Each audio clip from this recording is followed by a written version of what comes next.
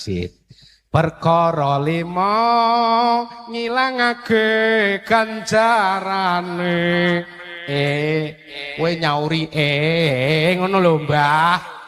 Perkara 5 ngilangake ganjarane. Marang poso kang lagi ditindakake.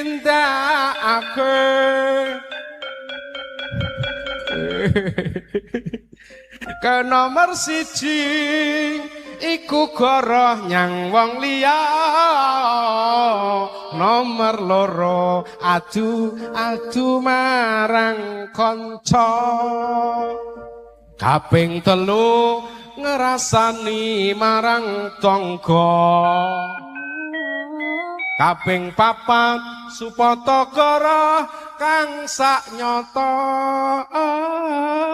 Ngono ya Bu. Kaping 5 ningali wadon kanthi syahwat. Lan ningali marang lanang kanthi syahwat.